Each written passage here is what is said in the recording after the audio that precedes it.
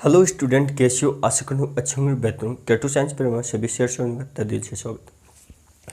जैसे हमने बात की थी पिछले अध्याय में, जो कि लिथियम था। लिथियम धातु है कि क्या जो आसानी से चाकू से काटे जाने वाली धातु थी, जो मुलायम होने के कारण उसके बारे में, जो कि क्रियाशीलता के अधिक होने के कारण उसे खनिज तेलों यानी केरोसिन में रखा जाता है। उसी प्रकार से सोडियम धातु के बारे में अध्ययन करें, क्योंकि सोडियम धातु भी एक क्या उसी वर्ग क्या है। अब क्या सोडियम धातु अत्यधिक क्रियाशील क्षारीय धातु है। क्या दोस्तों? क्षारीय धातु। अब क्या है, जैसे आवर्त सारणी होती है हमारी, आवर्त सारणी क्या आवर्त सारणी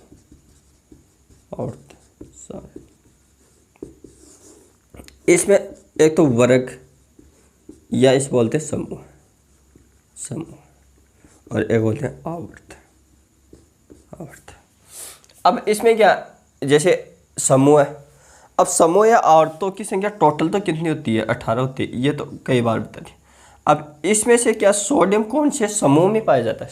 सोडियम कौन से समूह में पाया जाता है? वो पाया जाता है पहले में। अब ये 7 आवर्त होते हैं। जैसे आवर्त सारणी में 7 आवर्त होते हैं, तो ये आवर्त होते हैं। तो इनमें आवर्त सारणी में जो कि ये सोडियम धातु ये कौन सी आवर्त में पाई जाती है? वो क्या दूसरे आवर्त में पाई जाती है। और समूह या वर्ग पहले में। और इसका जैसे हमने हाइड्रोजन का परमाणु क्रमांक 1 होता है, जैसे हीलियम का 2 होता है, लिथियम का 3 होता है, उसी प्रकार से क्या सोडियम की आवर्त सारणी में कितने नंबर पे आता है? 11वें नंबर पर। तो इसका परमाणु क्रमांक कितना हो गया? 11। अब क्या सोडियम धातु जो कि हमें जल में लें, जल से और सोडियम धातु की मात्रात्मक रूप से तुलना करेंगे तो वो क्या है कि उसमें हल्की होती है। तो हम क्या लिखेंगे कि सोडियम धातु जल की तुलना में हल्की होती है। ऐसे लिख दो साफ साफ कि सोडियम जल से, यानी सोडियम जल से हल्का होता है। अब क्या देखो, इस लाइन को आप पकड़ो एक बार, यानी सोडियम जल से हल्का होता है। अगर मान लो आप रीजनिंग पढ़ रहे हो, क्या रीजनिंग पढ़ रहे हो, और वहाँ क्या आता है, मान लो जल सोडियम से हल्का होता है, ऐसे लिखा, मान लो ऐसे लिखा। तो अब क्या हो गया कि जल या तुलना किसकी, यानी सोडियम से हल्का होता है। कौन? जल। अब क्या ये जल सोडियम से हल्का। ऐसे क्या आपको एग्जामिनर में वो पंक्तियों में जो आते हैं ना, वो क्या ऐसे शब्दों की मेल में आते हैं। तो ये वाक्य राइट होगा, क्योंकि सोडियम जल यानी से हल्का होता है। या उल्टा होगा कि जल से भारी सोडियम हो गए, तो ये कथन आपका गलत हो जाएगा। कथन अगर कथन दे, यानी कौन सा कथन सत्य कि नहीं, तो वो कथन ऐसे आते हैं। अब क्या इसका प्रयोग जो सोडियम क्या, जैसे हम सोडियम को जलाएंगे तो ये पीली ज्वाला के साथ जलता है। कौन सी? पीली ज्वाला के साथ। ये इंपॉर्टेंट लाइन है एमटीआर में, क्योंकि आपको ये क्वेश्चन ऐसे आएगा कि क्वेश्चन है पीली ज्वाला के साथ जलता है, तो उसमें आएगा सोडियम।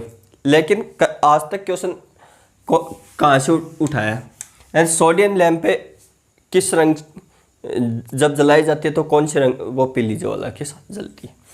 अब सोडियम वाष्प लैंप में इसका प्रयोग किया जाता है। अब क्या, जैसे हमने सोडियम वाष्प लैंप में प्रयोग क्यों करते हैं? क्योंकि हमने जो प्रकाश की घटना पढ़ेंगे तो उसमें एक वर्णीय प्रकाश प्राप्त करने के लिए इसको काम में लेते हैं दोस्तों। अब अगला पॉइंट आता है कि स्ट्रीम लाइट्स में सामान्यतः सोडियम लैंप का प्रयोग किया जाता है। स्ट्रीम लाइट से होती है जैसे रंग बिरंगी लाइट, उसी प्रकार से क्या स्ट्रीम लाइट जो सामान्यतः सोडियम लैंप का प्रयोग किया जाता है, क्योंकि हमें जो कि एक सुंदरता के रूप में रंग बिरंगी चीज़ को हमारा क्या, जैसे हमारा शौक होता है कि हम लाल लाइट चाहे, उसी प्रकार पीली लाइट चाहने के इसका प्रयोग कहते हैं। जो पीला एकवर्णीय प्रकाश उत्पन्न करता है। अब क्या इसी लाइन को जोड़ के लिखा है एग्जाम ने, यही लाइन है, समझने की देर है बस, क्योंकि इसमें एकवर्णीय प्रकाश को में काम में ले रहे हैं। तो इसमें क्या स्ट्रीम लाइट तो स्ट्रीमलाइट में हमको पीला एकवर्णीय प्रकाश चाहिए, तो एकवर्णीय प्रकाश में तो सोडियम धातु का उपयोग है, वो पीली ज्वाला के साथ जलेगी तो उत्पन्न प्रकाश कर देगी। अब ये बात आती है कि जो सोडियम धातु होती है वो क्या उसका निष्कर्षण किया जाता है, यानी वो कौन सी विधि है, कास्टनर विधि और डाउन विधि। डाउन विधि कौन सी विधि है, कास्टनर विधि और डाउन विधि। अब ये तो हो गई सोडियम धातु की सामान्य बातें। अब सोडियम धातु के जो यौगिक होते हैं, क्या होते हैं यौगिक, वो देखता हूं।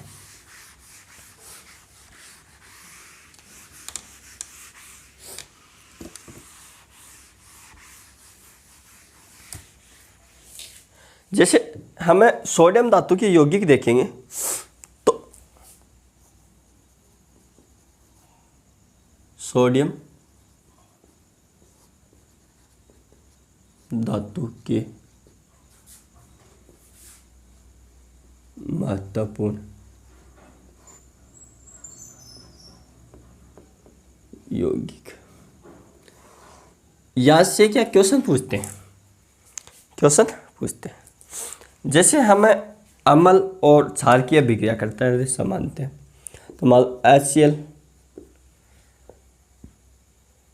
और सोडियम हाइड्रोक्साइड, ये होता है क्षार, ये होता है एसिड, यानी इसको इंग्लिश में लिखो चाहिए बेस लिखा, तो यह क्या बनेगा, या NaCl प्लस H2, ये जल हो गया, ये लवण यानी साल्ट। अब क्या ये लवण और साल्ट, अब क्या ये क्या हो गया, इसमें जब अम्ल और क्षार की अभिक्रिया की वजह से तो लवण और जल बनता है, इसको बोलते हैं उदासीनीकरण अभिक्रिया रिएक्शन। अब क्वेश्चन इस जो DRDO होती है, DRDO बामा अनुसंधान केंद्र, इसका मुख्यालय का नई दिल्ली। अब क्या इसमें इसकी एग्ज़ाम होती है जो परियोर में, उसमें ये आया था कि एसिड और बेस, बाद में ये ऑप्शन आ गया और उसमें बनता है, तो लवण के साथ में क्या बनता है ये पूछेगा, तो जल बनता है। क्वेश्चन ऐसे है। अब क्या इसमें क्या है, इसमें पहला ये, इसमें NaCl, इसका नाम क्या लिखेंगे हम, इसका नाम क्या लिखेंगे, सोडियम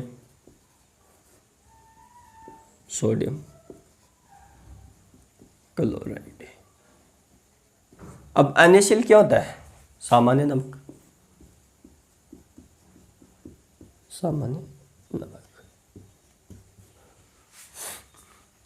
NaCl क्या होता है, सामान्य नमक। अब क्या दूसरा सूत्र यह होता है सोडियम हाइड्रोक्साइड। अब इसकी अभिक्रिया करें, इसको क्या बोलते हैं, इसको ऐसे लिख देंगे सोडियम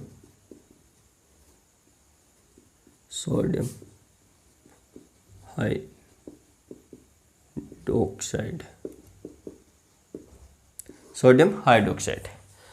अब क्या इसको, ये तो इसका फॉर्मूला है, इसको हिंदी में ऐसे लिख देंगे सोडियम हाइड्रोक्साइड, लेकिन हम आम भाषा में इसको क्या जानते हैं, आम भाषा में इसको बोलते हैं कास्टिक सोडा।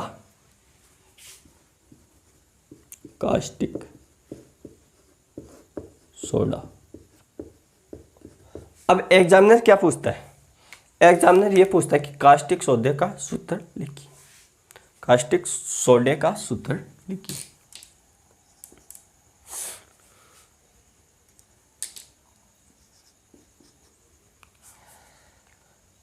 जैसे हमने कास्टिक सोडा एस यानी सोडियम कार्बोनेट, तीसरा फॉर्मूला आता है सोडियम कार्बोनेट।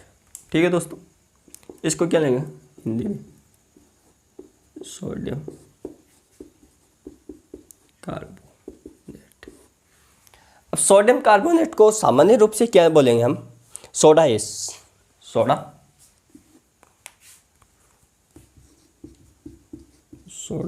एस, यह बोलेंगे सोडा एस, सोडियम कार्बोनेट को, जो हमारे दैनिक जीवन में काम में लेते हैं। माइक्रोकॉस्मिक साल्ट, इसका सूत्र क्या है?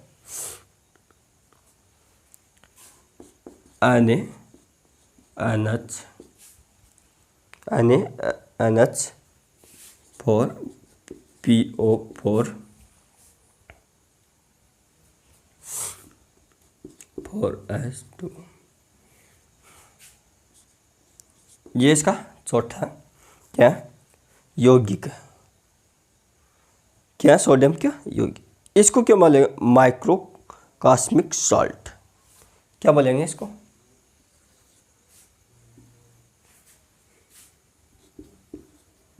माइक्रो, क्या लिखा है? माइक्रो कास्टिक, कास्मिक है, कास्मिक है, कास्मिक सोडा, इसका इसी नाम से पूछ,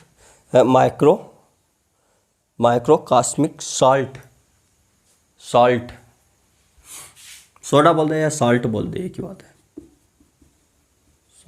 साल्ट। अब पांचवा क्या? हाइपो,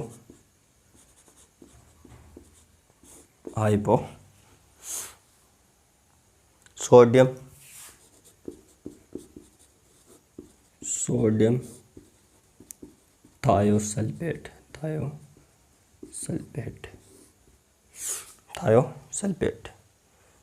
जिसका फॉर्मूला क्या होगा दोस्तों? Na2H2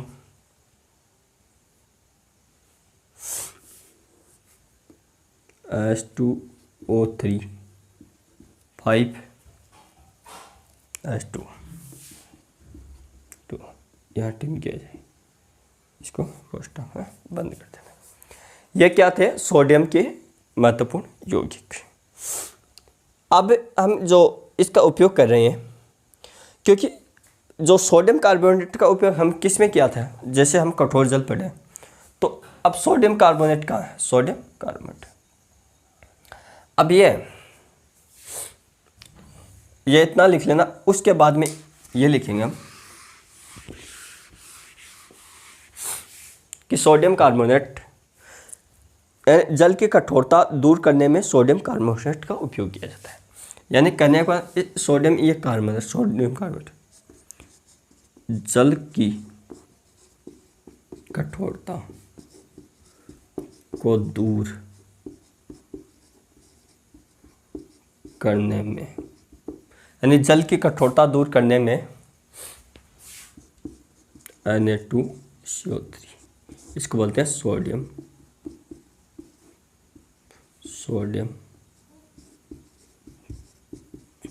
कार्बोनेट का यूज किया जाता है। अब जल की कठोरता में इसका सोडियम कार्बोनेट का यूज करेंगे। जैसे हमने सोडा एस पढ़ा, जो सोडियम कार्बोनेट का उपयोग, यानी baking soda, caustic soda, detergent. अब ये जो इसका उपयोग इसमें क्या है? जैसे बेकिंग बोरेक्स हुआ बनाने में, इसका उपयोग यानी सोडियम कार्बोनेट, सोडा एस का उपयोग baking soda, caustic soda, detergent, कांच, बोरेक्स को बोलते हैं सुहागना आदि के निर्माण में किया जाता है। अब हाइपो का उपयोग फोटोग्राफी में नेगेटिव के स्थायीकरण में करते हैं। इसे अपघटित होकर सिल्वर ब्रोमाइड को दूर करते हैं। अब हाइपो का उपयोग एंटी क्लोरीन के रूप में व्यंजन कपड़ों में क्लोरीन दूर करने में किया जाता है, और चांदी और सोने के निष्कर्षण में भी इसका उपयोग करते हैं। दोस्तों, किन का उपयोग करते हैं? इनका, जैसे AgBr, इसको इसको बोला silver bromide, silver bromide, silver bromide. अब इसका उपयोग फोटोग्राफी में करते हैं, इसका उपयोग फोटोग्राफी में करते हैं। यह क्वेश्चन बहुत बार आता है कि फोटोग्राफी में किसका उपयोग, किस यौगिक का उपयोग फोटोग्राफी में उपयोग करते हैं दोस्तों, इसका उपयोग फोटोग्राफी में करते हैं।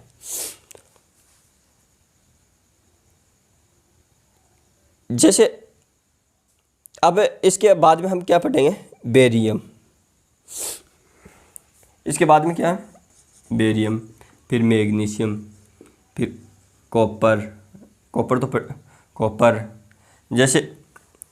उसके बाद में क्या, ये महत्वपूर्ण जो धातुएं होती हैं उनके बारे में हम आगे से आगे अध्ययन करें। Thank you, all the best. Class अच्छी लगे लाइक करें, अपने दोस्तों में शेयर करें, उनका भी भला हो। और जो भी आपको दिक्कत हो साइंस से संबंधित, मैथमेटिक्स से संबंधित, वो आप क्या कमेंट कर दिया करो, उसके बाद में आपका आंसर सेंड किया जाएगा।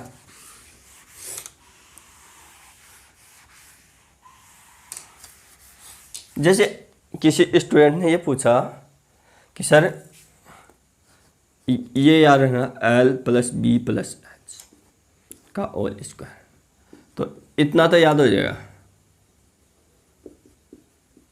ठीक है दोस्तों, इसके बाद में इसका फॉर्मूला कैसे याद रखना, दोनों को लड़ाई करो, LB यानी गुणा 2 लगाओ, LB दोनों को लड़वाई करें, गुणा करें BH+H।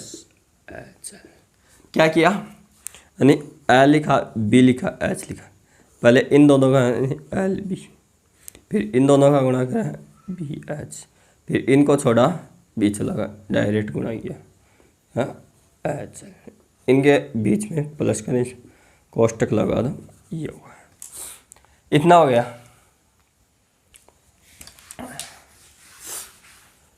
अब ये फॉर्मूला सबको याद हो गया, देखो। अब क्या, ये क्या, L तो क्या लंबाई लेते हैं, लंबाई घनाभ की लंबाई, B चौड़ाई और H ऊंचाई, ठीक है दोस्तों, लंबाई चौड़ाई ऊंचाई ये लेते हैं। और ये क्या है, घनाभ का क्षेत्रफल,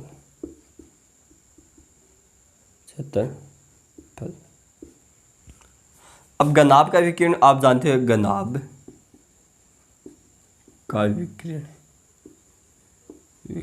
क्या होता है, √L² + B² + L² + B² + H², ये होता है।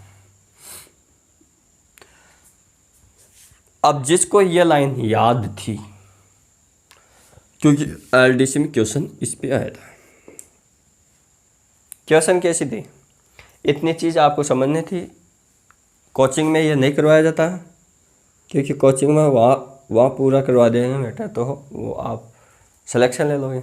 यही कारण है, जैसे 100 स्टूडेंट में से मात्र 5% सिलेक्शन देते हैं, वो भी देते हैं कि नहीं वो आपको पता है। अब क्वेश्चन क्या था, यह भुजाओं का योग। क्वेश्चन था कि घनाभ की तीनों भुजाओं का योग, तीनों भुजाओं का योग 13 है। क्या, कि घनाभ की तीनों भुजाओं का योग 13 है, तथा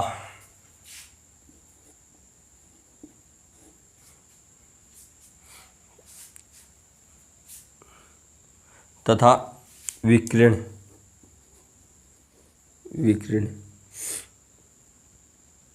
144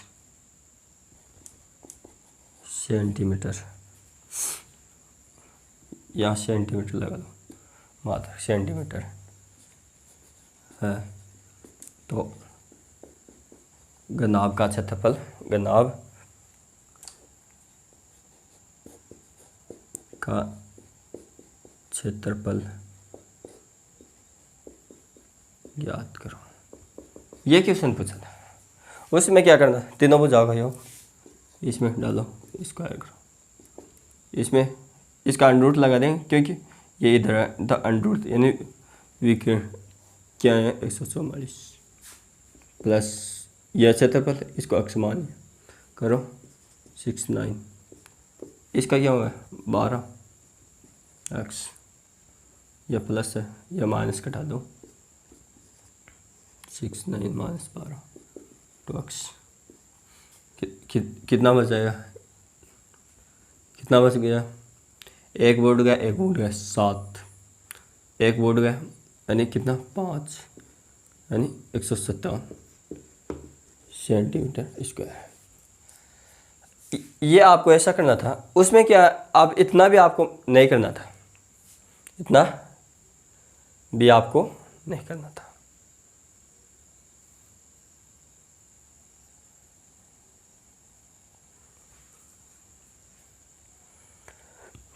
इतना भी आपको नहीं करना था। अब क्वेश्चन ऐसे आया, ये तो आप इसका मेथड हो गया 144,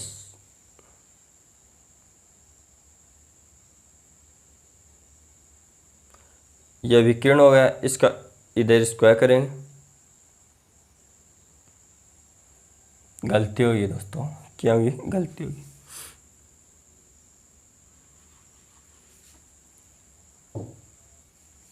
यानी भुजाओं का योग 13 या 12। अब क्या यहाँ क्या होगा, 12 का स्क्वायर होगा, क्या होगा 12 का स्क्वायर, यहाँ 144 आ जाएगा। अब क्या यहाँ 144, अब लेस करो इसको 69 यानी 5 सेंटीमीटर, ये है। अब आपको एग्जाम में इतना मेथड नहीं करना है, क्वेश्चन यह है, तो आप क्या करोगे,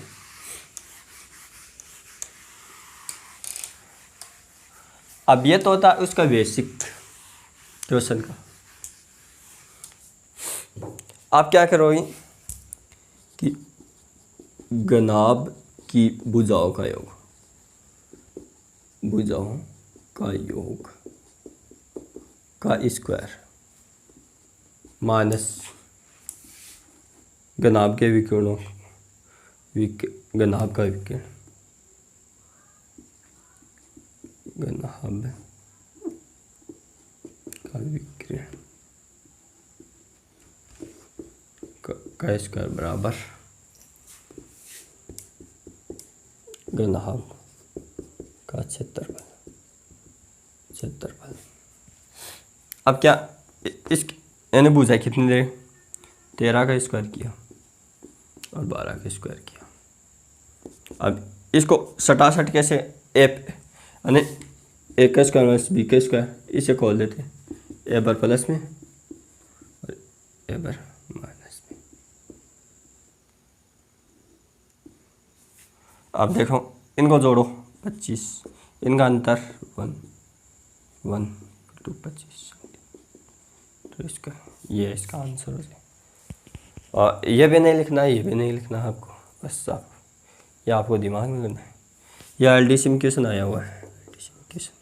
अब जैसे आरएस की परीक्षा लगी थी, अब सॉरी ऐसा ही है, उसमें क्या ऐसे है परास।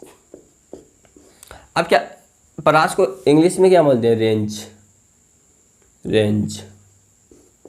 अब कोई भी आदमी की रेंज देखते हो, किसी भी आदमी की रेंज देखते हो, आप रेंज में क्या देखते हो, यानी पहले तो वो बॉटम यानी अधिकतम मान कितना होता है, यानी अधिकतम कितना उछला, अधिकतम मान यानी अधिकतम मान, और न्यूनतम कितना उछलता है, न्यूनतम कितना, न्यूनतम मान का अंतर ही क्या होता है, रेंज होती है। या ऐसे में पूछा हुआ क्वेश्चन है कि रेंज निकाली, कुछ डाटा दिए होंगे। वो क्वेश्चन सांख्यिकी का था जो बता दिया।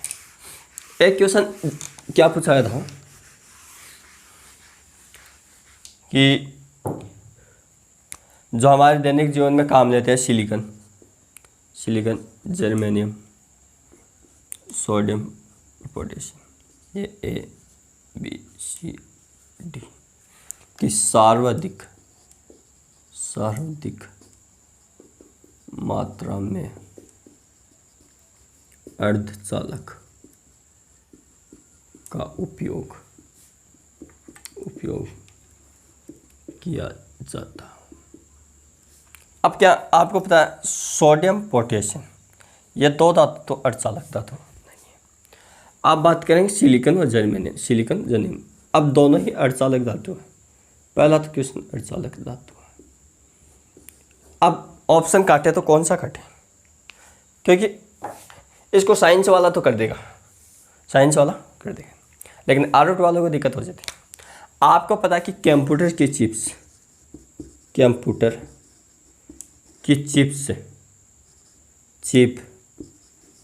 चिप किसकी बन रही है, सिलिकॉन की। एक वाहनों की बैटरी या मोबाइलों की बैटरी में इनमें किस का उपयोग करते हैं दैनिक रूप में, सिलिकॉन का। तो इसका आंसर क्या है, सिलिकॉन। ऐसा क्या आपको क्वेश्चन समझना और क्वेश्चन की लैंग्वेज में और कोई वो खास अंतर है। Thank you, all the best.